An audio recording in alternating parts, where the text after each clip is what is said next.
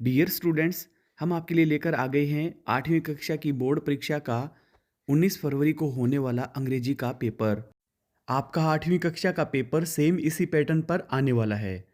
अगर इस पैटर्न का पेपर आपने अच्छे से समझ लिया तो इसका अर्थ है कि आपका काम हो गया, यानी कि आप पास हो गए। ये बोर्ड के द्वारा जारी किया गया पेपर है। इसका समय रहेगा 2.5 घंटे का और मैक्सिमम मार्क्स होंगे 80। अब यहाँ पे देख लेते हैं कि इसका पैटर्न किस प्रकार का है। ऊपर सेक्शन में मिलेगा आपको ऑब्जेक्टिव टाइप क्वेश्चन। तो इसमें आपको 7 क्वेश्चन दिए हुए होंगे और सभी एक एक नंबर के होंगे। तो ये कुल 7 नंबर के होंगे। तो फर्स्ट है choose the correct option from the given option.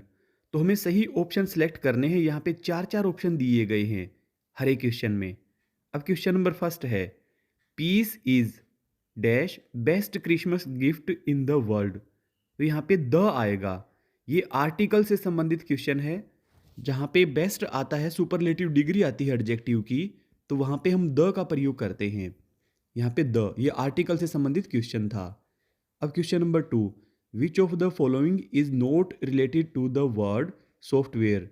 यह आपका कंप्यूटर से संबंधित क्वेश्चन है। तो ये बाकी सभी प्रोग्राम, एप्लीकेशन, पावर पॉइंट, ये सभी आपके सॉफ्टवेयर से संबंधित हैं। जबकि सीपीयू लास्ट वाला वह इसमें हार्डवेयर से संबंधित है, इसलिए इस पे राइट टिक करेंगे। तो आप ध्यान रखें, एक क्वेश्चन आपका कंप्यूटर का भी आएगा। क्वेश्चन नंबर 3 है which of the following underlined letter has a different sound. एक क्वेश्चन ऐसा आएगा जिसमें आपको अलग साउंड पहचान करनी होगी। शूट, शून, लुक और बून।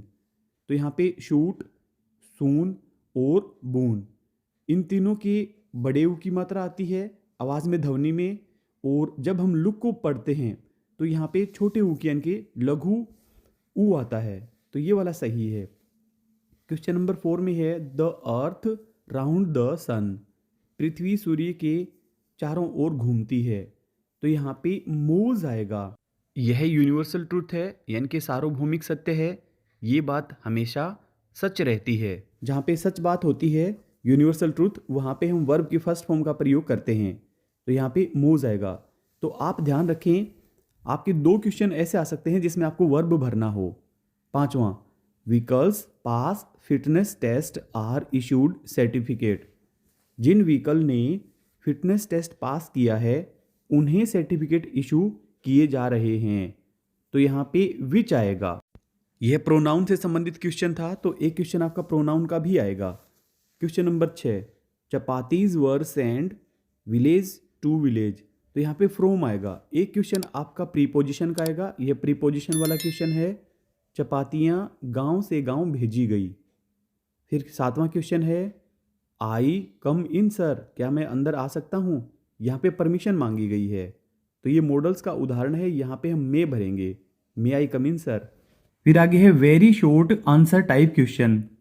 यहाँ पे जो क्वेश्चन नंबर 8 से 11 होगा, इसमें आपको एक पैराग्राफ दिया होगा छोटा सा, उसमें शब्द भरने होंगे और वो 8 नंबर का होगा। Complete the passage given below using the correct words from the bracket. यहाँ पे ब्रैकेट में से सही शब्दों का चयन करते हुए हमें इसको पूरा करना है।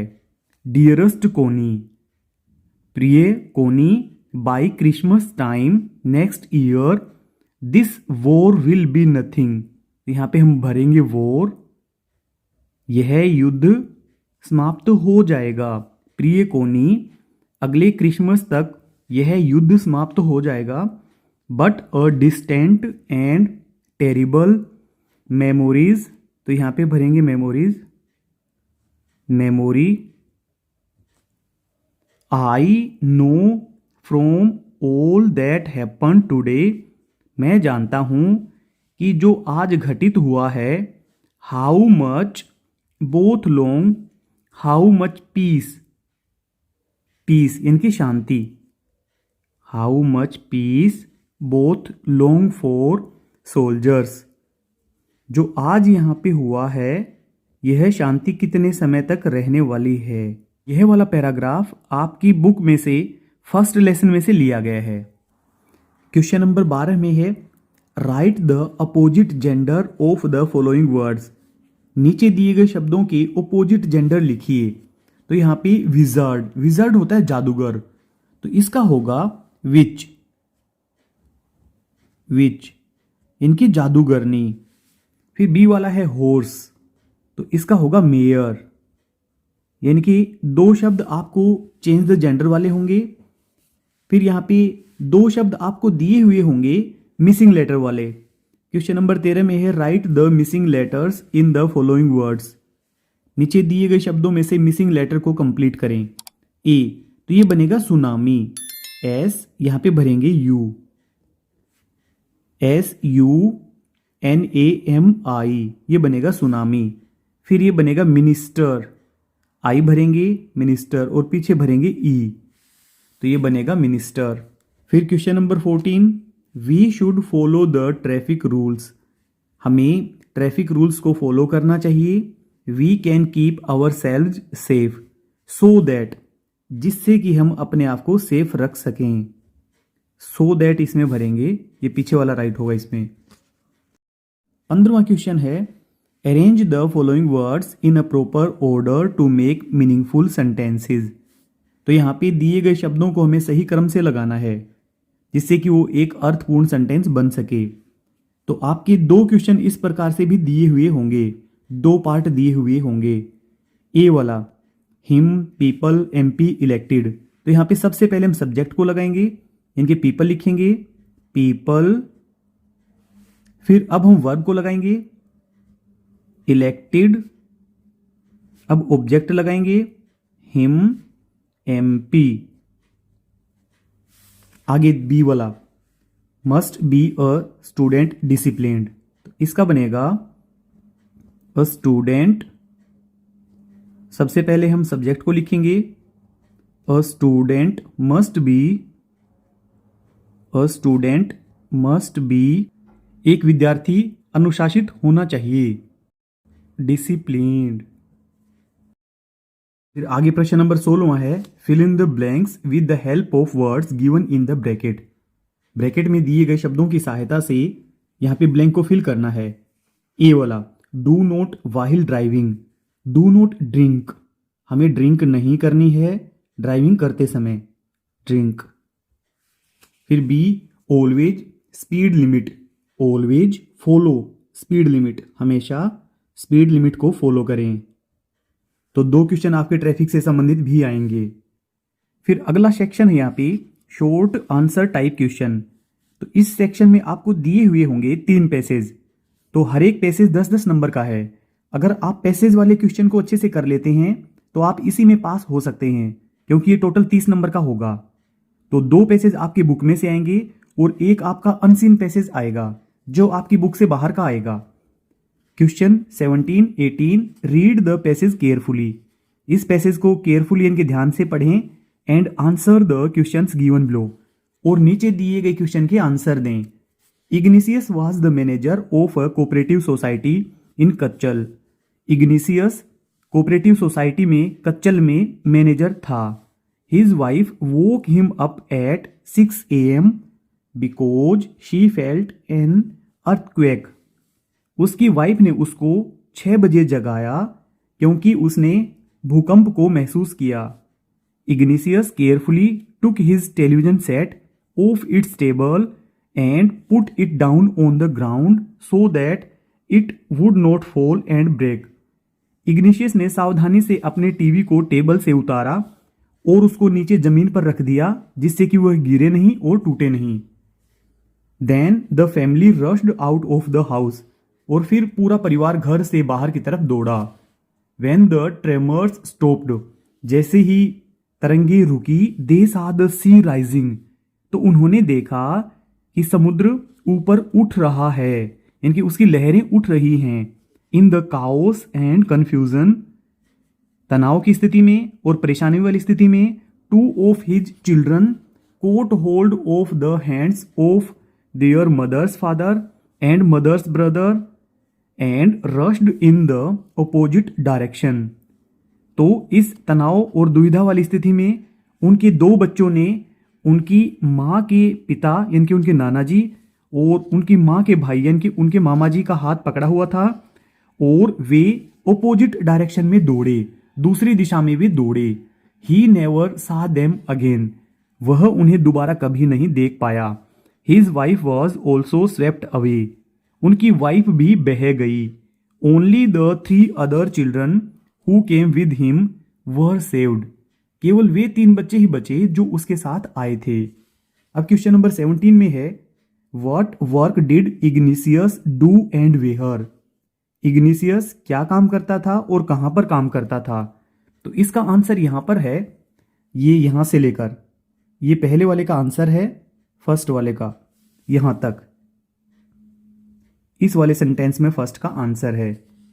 Ignatius was the manager of a cooperative society in Katchal. फिर इसका दूसरा है, when and why did his wife wake him up, उसकी पत्नी ने उसको कब और क्यों जगाया? तो यहां पे उसका आंसर है, यहां से दूसरा आंसर शुरू होता है, यहां से ये दूसरे का आंसर शुरू होता है।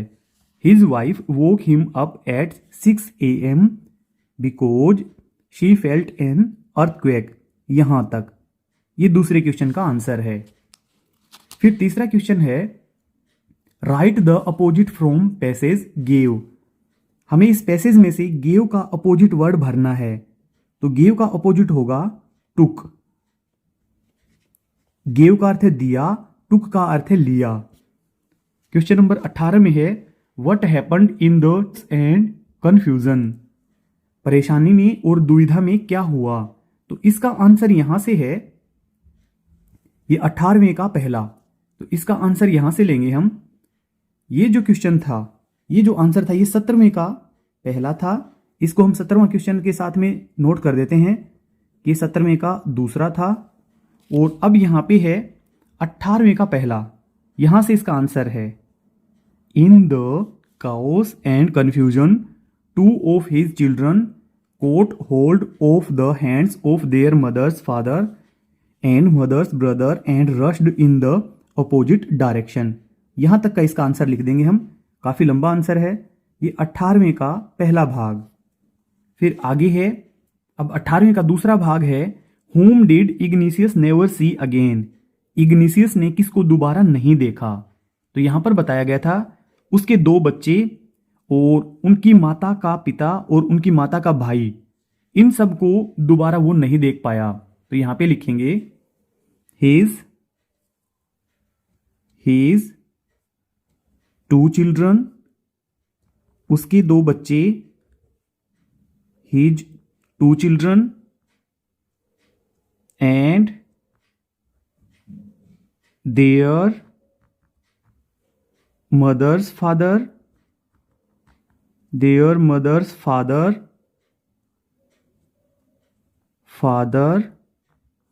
and, यहां पे हमने कोमा लगा दिया था, यहां पे एंड की जरूरत नहीं है। their mother's father and mother's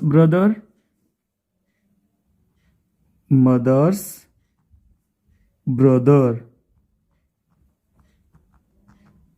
तो ये वो हैं जिनको इग्निशियस कभी दोबारा नहीं देख पाया। फिर 18वें का तीसरा पार्ट है, identify and right the singular form of the words given below from the passage. Passage में से जो वर्ड दिया गया है तो इसकी पहचान करें और इसकी सिंगुलर फॉर्म लिखें। तो ये लिखा है चिल्ड्रन, चिल्ड्रन होता है बच्चे, तो इसका सिंगुलर फॉर्म होगी चाइल्ड, यानी कि एक बच्चा, चाइल्ड। अब आगे बी पार्ट है, question 19 to 20, read the passage carefully.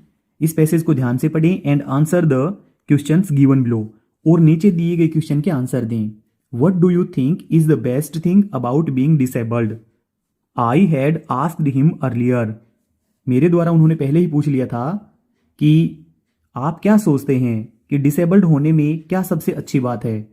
I don't think there is anything good about being disabled, मैं नहीं समझता कि कोई भी अच्छी चीज होगी दिव्यांग होने में या विकलांग होने में।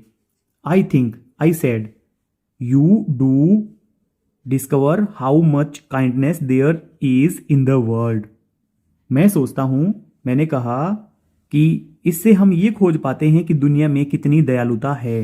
यस ही सेड, तो उसने कहा हाँ।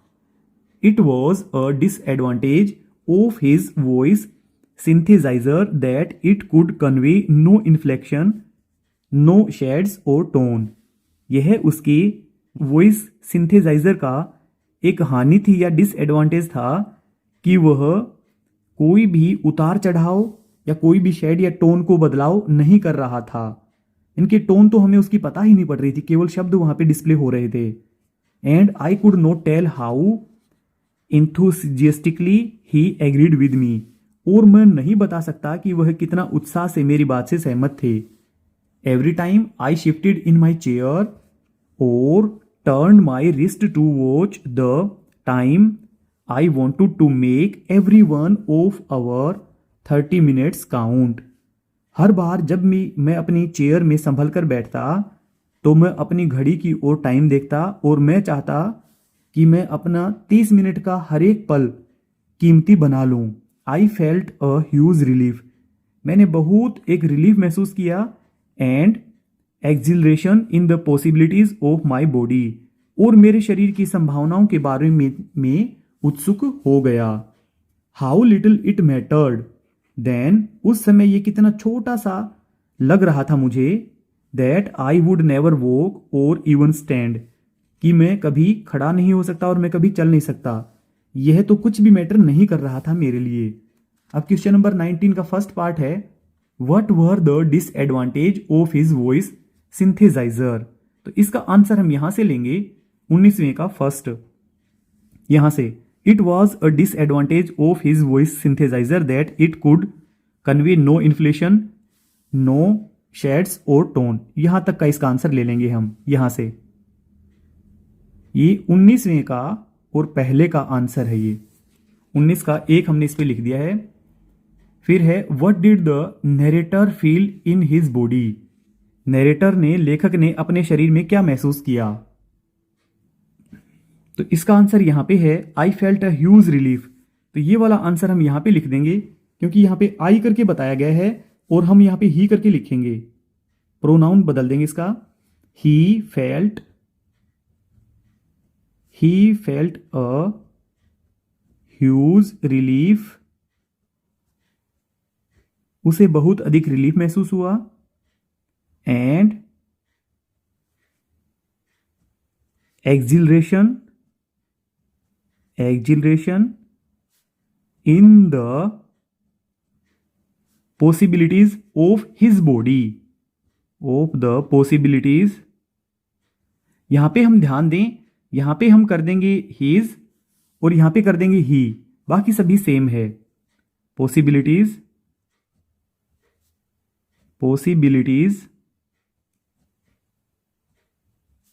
Of his body. फिर आगे है तीसरा, read the passage and right opposite of the following word. Passage को पढ़ें और इसका अपोजिट वर्ड लिखें। पॉसिबिलिटी, संभावनाएं, तो यहां पे बना देंगे impossibility.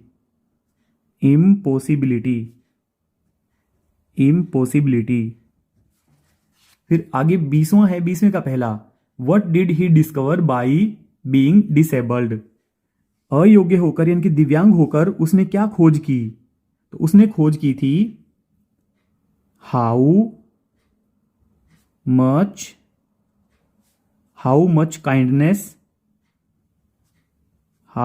Kindness there is in the world, संसार में कितनी दयालुता है।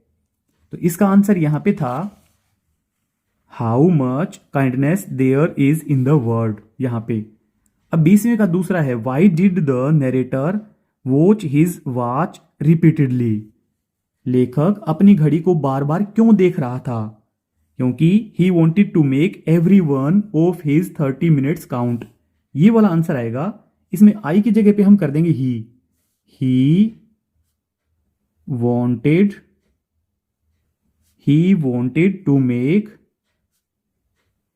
wanted to make every one of, our की जगह पे कर देंगे देयर, क्योंकि वो दोनों बैठे हुए थे। Of their 30 minutes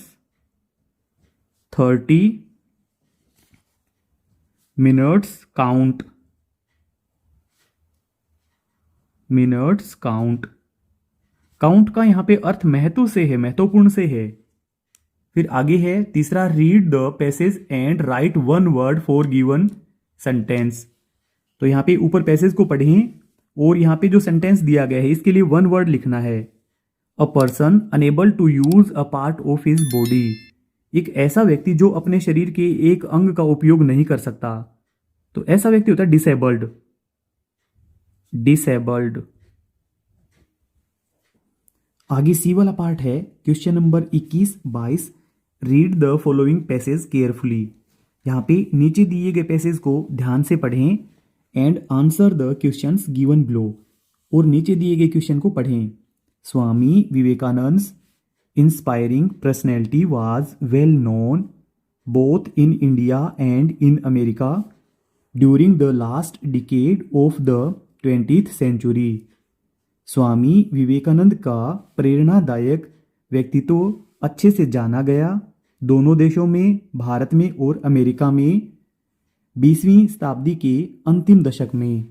the unknown monk of India suddenly left into at the parliament of religion in Chicago in 1893 eight which he represented Hinduism.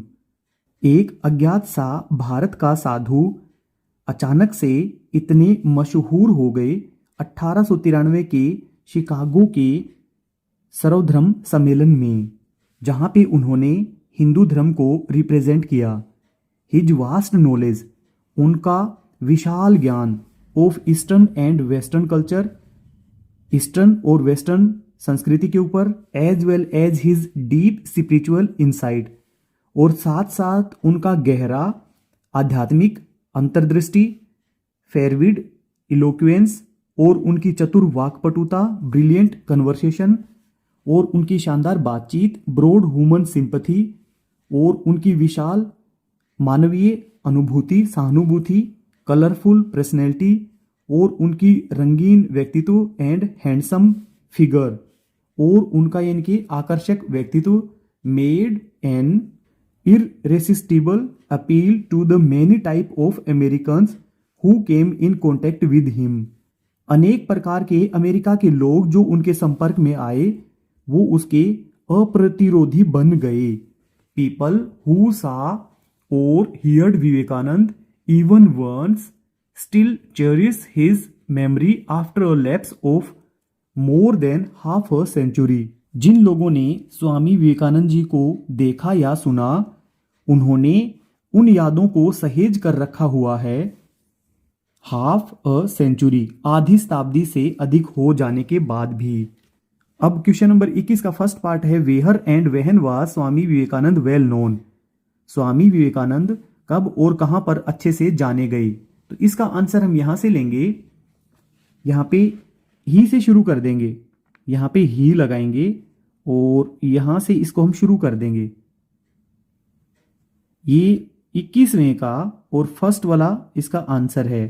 He was well known both in India and in America during the last decade of the 20th century. यहां तक का इसका answer होगा। फिर आगे second वाला, which religion did Swami ji represented in America and when. तो यहां पे हम इसका आंसर लिख देंगे। इसका आंसर हम यहां से लेंगे, ही रिप्रेजेंटेड हिंदुइज्म। लिख सकते हैं इसका आंसर यहां से। ये दूसरे का आंसर है, हमें लिखना नहीं होगा, हम इसी में समझ लेंगे। और फिर जब ये वाला वाक्य खत्म होता है यहां पे, इसके साथ में आप ये भी जोड़ दें, इन 1893। फिर आगे तीसरा, identify and right one word for the given sentence. आप पहचान करें और एक शब्द लिखें दिए गए सेंटेंस के लिए। The customs, ideas, believe etcetera of a society, country etcetera. किसी देश के रीति रिवाज, उसके विचार और उसके विश्वास, किसी समाज या देश के, तो इसको कहते हैं कल्चर। तो यहां पे लिखेंगे हम कल्चर। आगे 22वां है, which qualities of Swami ji's made an irresistible appeal and to whom. तो इसका आंसर हम यहां से लेंगे, इस पैराग्राफ को ध्यान से देखें, इसका आंसर हम यहां से लेंगे, हिज वास्ट नॉलेज। यह है 22वें का पहला, 22वें का पहला, इसका आंसर यहाँ से लेंगे। His vast knowledge of eastern and western culture as well as his deep spiritual insight, fervid eloquence, brilliant conversation, broad human sympathy, colourful personality and handsome figure made an irresistible appeal to the many types of Americans who came in contact with him। यहां तक यह answer काफी लंबा हो जाता है इसका, पर यह कंप्लीट आंसर इसका यहां तक ही होगा। फिर आगे है 22वें का दूसरा, where was the parliament of religion held. धर्म सम्मेलन कहां पर आयोजित हुआ? तो ये शिकागो में हुआ था। शिकागो शिकागो शिकागो अमेरिका में है। फिर आगे तीसरा है, how are the people who saw him affected by him. लोग किस प्रकार से उनसे प्रभावित होते थे जो उनसे मिलते थे? तो यहां पे है इसका आंसर, यहां से ले लेंगे हम people who saw or heard. ये 22वें का तीसरा है, 22वां क्वेश्चन और उसका तीसरा पार्ट यहां तक है। ये people who saw or heard Vivekananda even once, किसी ने एक बार भी अगर विवेकानंद जी को देखा या सुना, still cherish his memory after a lapse of more than half a century. आधी से अधिक शताब्दी जाने के बाद भी उन्होंने अपनी यादों को संजोकर रखा हुआ है। फिर अब आगे 23वां है, हमें एक क्वेश्चन इस प्रकार का भी मिलेगा जिसमें सेंटेंस आगे पीछे करके दिए हुए होंगे और उनको हमें सही क्रम से लगाना होगा। Rearrange the following sentences in correct sequence. हमें यहाँ पे जो सेंटेंस दिए गए हैं इनको सही क्रम से लगाना है। तो यहाँ पे 5 सेंटेंस है, इनमें सबसे पहला ये वाला आएगा, once upon a time there was a cap seller. एक समय की बात है कि एक टोपी बेचने वाला था।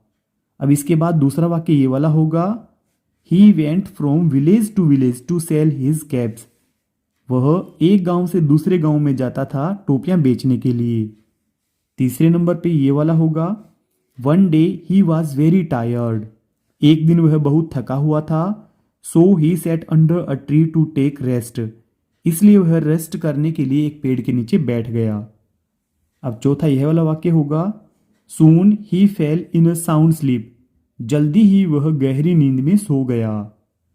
और लास्ट वाला ये होगा, some monkeys came down the tree and took away his caps. कुछ मंकी पेड़ से नीचे आए और वे टोपी लेकर चले गए, दूर भाग गए। डियर स्टूडेंट्स, फिर है अगला सेक्शन, ऐसे टाइप क्वेश्चंस, यानी कि ये निबंधात्मक प्रश्न आ गए हैं। जैसे क्वेश्चन नंबर 24 में है, यू आर रवि, आपका नाम रवि है। You are pained to know that your younger brother doesn't keep good health.